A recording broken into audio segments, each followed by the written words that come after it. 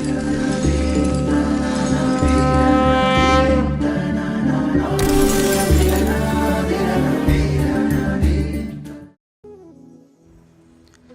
શ્રી સ્વામિનારાયણ.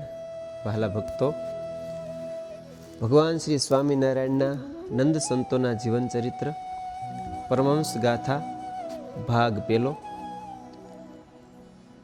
સદગુરુ સ્વામી શ્રી મોટા વ્યાપકાનંદ સ્વામીનું જીવન ચરિત્ર. ભગવાનનો મહિમા સમજાય તો સ્થિતિ બદલે.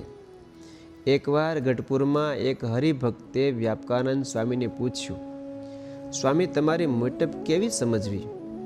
ત્યારે વ્યાપકાનંદ સ્વામી કહે, ભગત, તમે અત્યારે ભગવાનને જેવા સમજો છો તેવા તો તમે હું ચપટીમાં વગાડું ત્યાં બની જાઓ.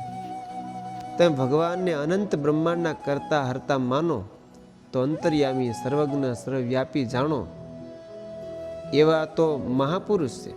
હું ચપટી વગાડું ત્યાં તમે મહાપુરુષ જેવા બની જાઓ. તમે એવા મોટા બનો ત્યારે ખ્યાલ આવે કે વ્યાપકાનંદ સ્વામી કેવડા મોટા છે. અને જ્યારે મારી જેવા મહાન બનો ત્યારે સમજાય કે સર્વ કારણના કારણ સર્વોપરી નારાયણ પુરુષોત્તમ નારાયણ તે કેવા મોટા હશે.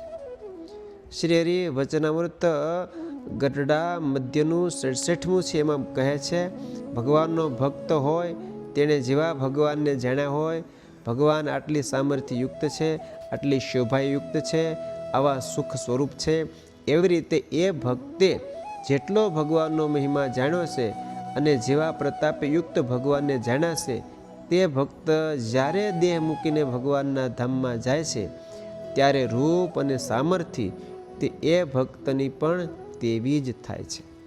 તો પણ ભગવાનની સામર્થ્ય અને ભગવાનનું સુંદરપણું ઇત્યાદિક જે પ્રતાપ તે ભક્તને ભગવાનને વિશે અતિશય જણાય છે.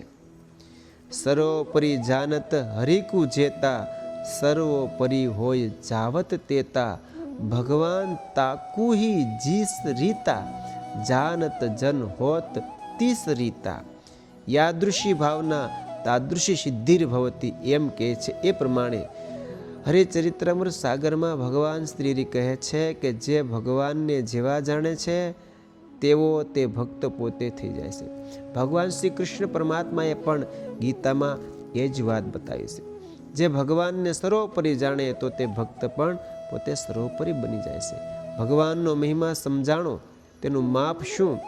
જો ભગવાનનો મહિમા સમજાય તો સતત ભગવાન તરફ જ ખેંચાણ રહે. ભગવાન વિના બીજું આપો તો છૂટી જાય. ભગવાન જેવા ગુણ વર્તે ત્યારે સમજવું કે હવે હરિનો મહિમા સમજાણો છે. સહજાનંદ સ્વામી મહારાજની